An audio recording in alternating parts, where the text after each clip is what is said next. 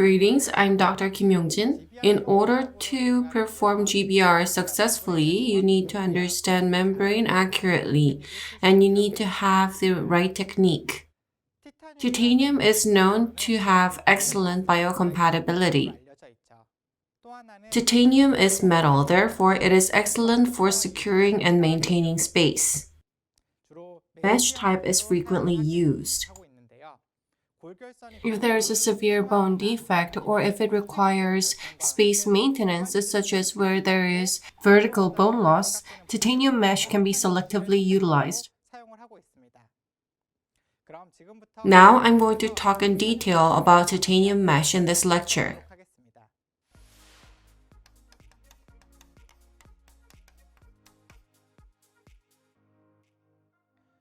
I'm going to talk about traditional alveolar bone augmentation using titanium mesh. Titanium mesh was used frequently by oral surgeons for restoration of the ridge in the implant area. Bonix in 1996 used titanium mesh and autogenous bone to augment the alveolar bone defect and reported it. He named the time technique TI from titanium and ME from mesh. Titanium mesh is like this. The thickness is between 0.1 to 0.2 millimeters. The pore size is 1 to 1.5 millimeter. This is not a membrane with cell occlusiveness. Because of the pore size, soft tissue cells can penetrate through it. However, unlike DPTFE membrane, blood supply from soft tissue is allowed, therefore bone generation speed and prognosis is known to be excellent. Titanium mesh up until recently was not classified as barrier membrane. However, as of late, titanium mesh is classified as barrier membrane because of the following. The procedures using titanium mesh and GBR and membrane are similar in that they make alveolar bone inferior to the titanium mesh or membrane by creating and maintaining space. Therefore, alveolar bone augmentation using titanium mesh can also be considered as GBR. When can we use titanium mesh? The clothes and equipment that we need for climbing Everest is different from that of climbing any other mountain. Depending on defect type, level of difficulty of GBR, necessity to maintain space, all affect which membrane to use. If the soft tissue is very thick and if there's a lot of vertical bone loss, if the defect is very extensive, and if it is integral to regenerate alveolar bone with ideal contour, membrane's ability to maintain space is essential. In this case, you can consider titanium mesh. As you can see, if the defect is very extensive and if there's severe vertical bone loss which requires space maintenance, you can selectively use titanium mesh. What should you do in order to use titanium mesh well? You need to trim well. If there's a sharp margin, because of that, gingiva can be punctured, and because of that, it can be exposed. Another point to bear in mind is because of the pore size, it cannot block out penetration of soft tissue cells. Therefore, the bone graft below the titanium space needs to be tightly packed. There should not be any dead space. And in the buccal lingual side of the titanium mesh, it is tightly adapted or fixated using bone screw or bone tack. However, this may not be easy. For those of you who have not used the titanium mesh a lot, this is very difficult to apply. Even if you have done a good job, in order to remove it, you have to open flap extensively because Screw and tack, which was used to fixate titanium mesh, needs to be removed. Once exposed, the prognosis is very unfavorable. In the case of DPTFE membrane, the pore size is smaller than 0.3 micrometer and therefore smaller than the bacteria size that exists in the oral cavity. Therefore, open membrane technique is possible. Unless it is the margin area, even if there is exposure, it does not allow bacterial migration. However, in the case of titanium mesh, once exposed because of the pore size, the bacteria can migrate and there can be food impaction as well. As a result, prognosis of bone regeneration becomes very unfavorable. Titanium mesh is very difficult to apply, remove, and manage once exposed, and therefore it is not frequently used.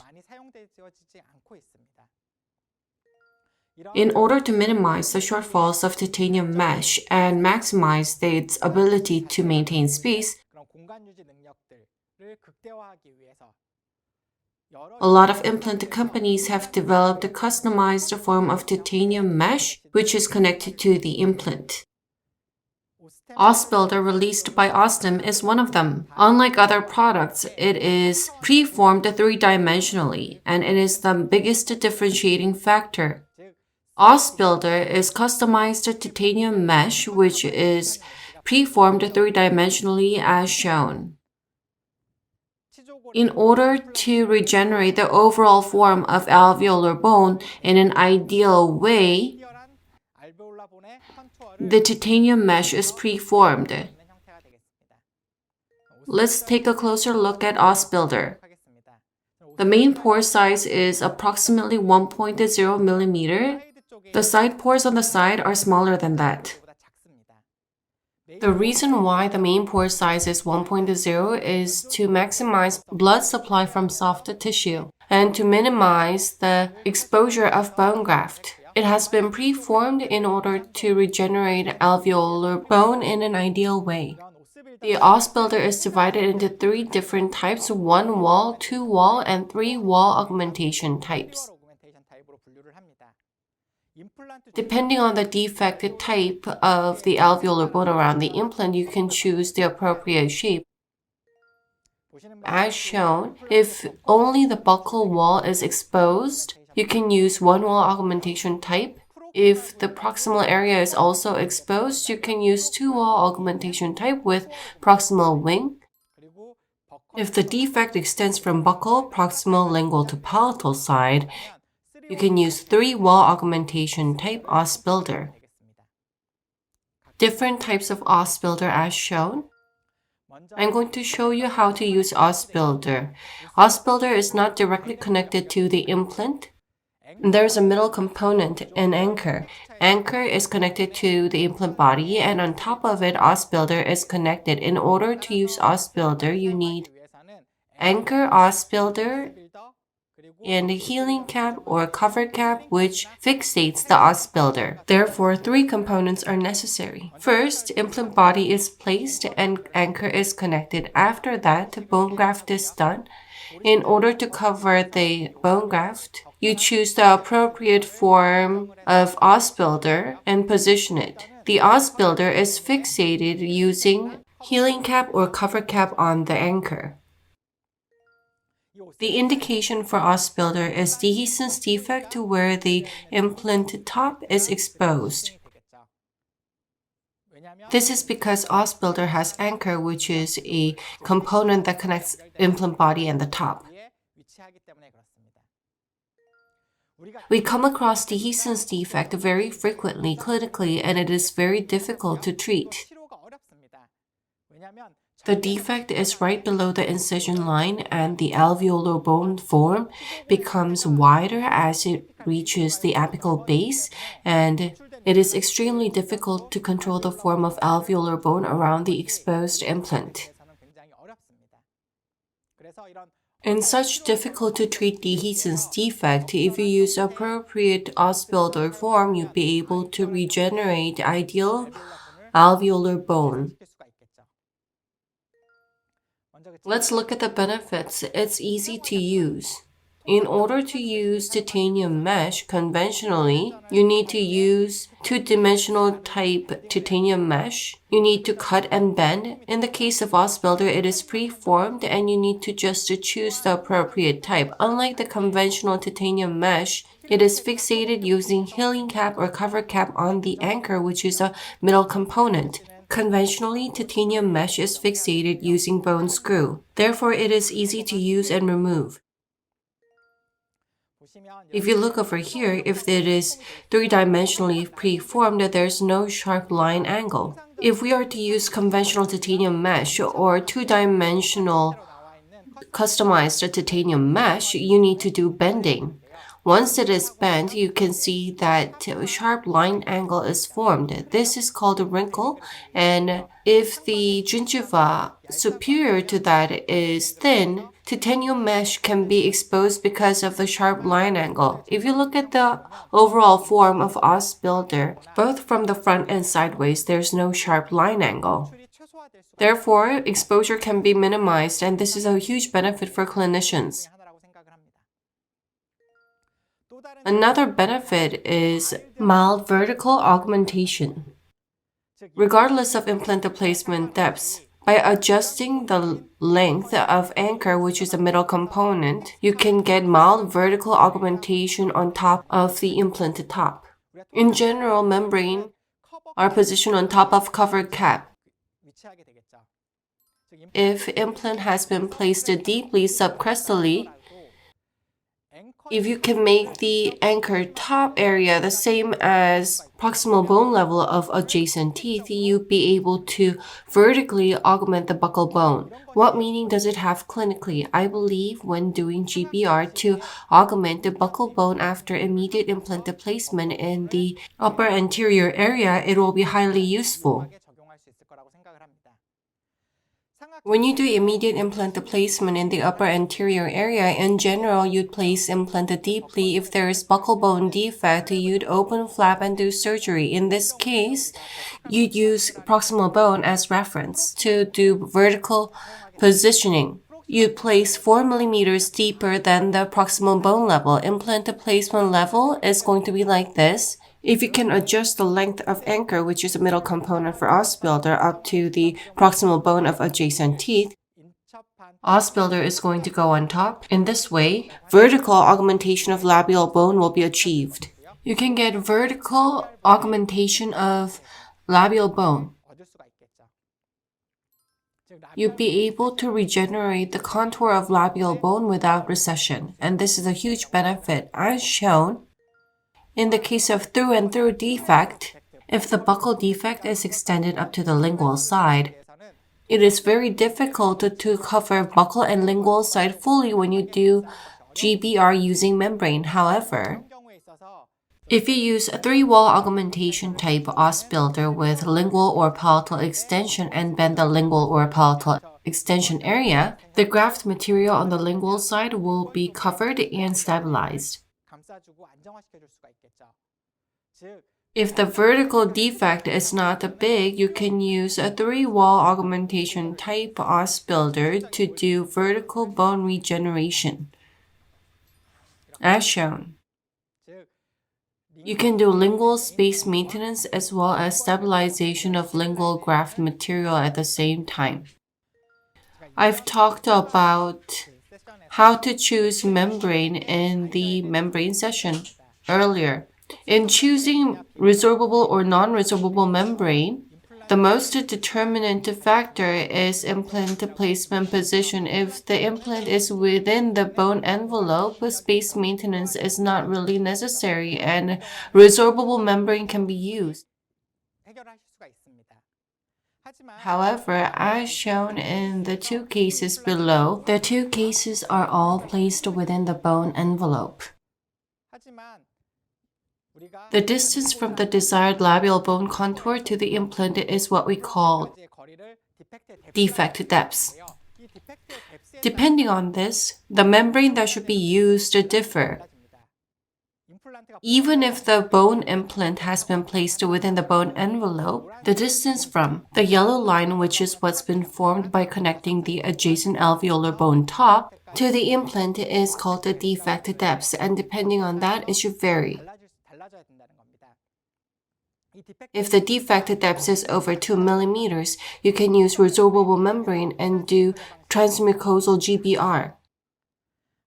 However, as shown on the right, if the distance from the yellow line to the defect or defect depth is under 1 millimeter, what would happen if you use resorbable membrane?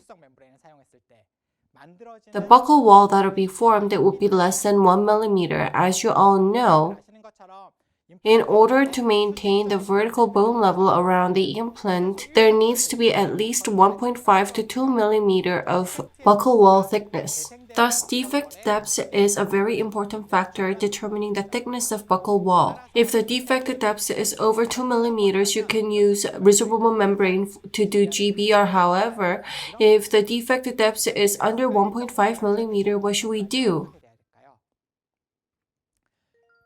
In this case, if you use resorbable membrane, the buccal wall thickness will be under 1.5 millimeter. In order to make ideal alveolar bone contour, membranes that have the ability to maintain spaces such as Ausbilder should be used to regenerate buccal wall with ideal thickness of 1.5 to 2 millimeter around the exposed implant.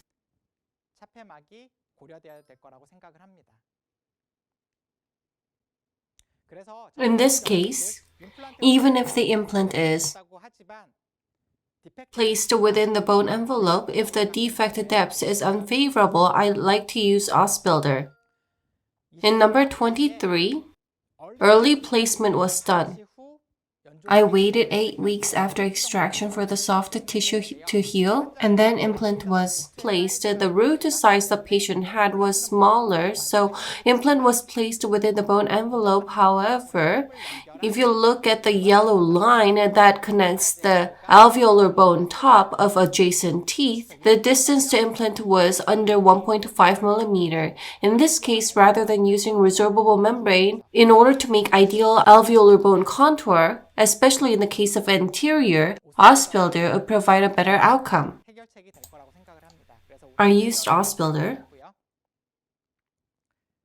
After removal, if you look at how it is healed, because I used a 3-dimensionally preformed Ausbilder, I was able to regenerate even more alveolar bone, exceeding that of what the patient originally had. Can I do this using resorbable membrane? I think it'll be difficult because resorbable membrane does not have the ability to maintain space and cannot resist compression coming from the soft tissue. However, Ausbilder is a titanium mesh. It has excellent space maintenance capability and can resist against the compression coming from soft tissue, and therefore you can get ideal alveolar bone below. Another major benefit is as follows. When you use Ausbilder, depending on clinical situation, you can use healing cap or cover cap to fixate it, so transmucosal GBR can also be considered. If soft tissue is sufficient and primary closure is possible, you can use cover cap to fixate the Ausbilder and get primary closure. However, if soft tissue is lacking or if primary closure is difficult, you can use dedicated healing cap to fixate the Ausbilder and do GBR in a transmucosal way.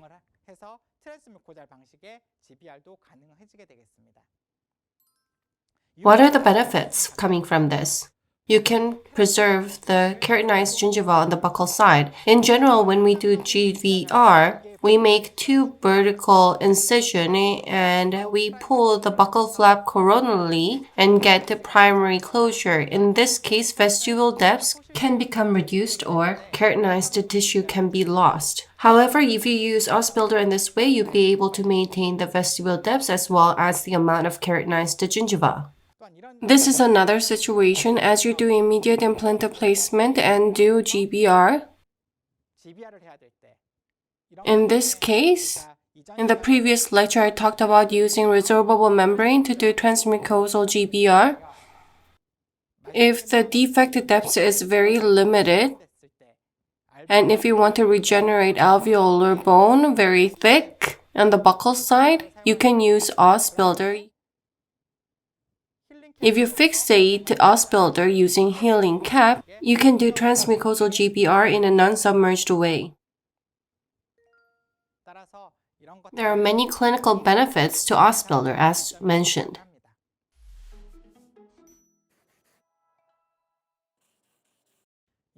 Today I talked about titanium mesh. I talked about the pros and cons of conventional titanium mesh.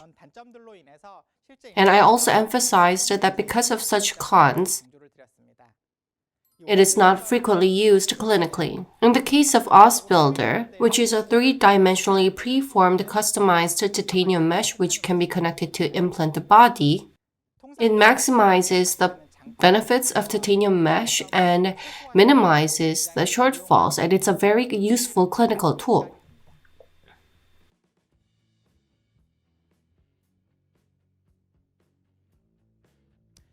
In this lecture, I talked about GBR using Osbuilder. I talked about benefits and clinical application of Osbuilder. In using Osbuilder, you need to throw away the preconceived prejudice against titanium mesh. I have talked about benefits of Osbuilder, and in the next lecture, I'm going to talk about how it can be applied clinically, showing you my cases and the precautions that we need to take. Thank you for watching.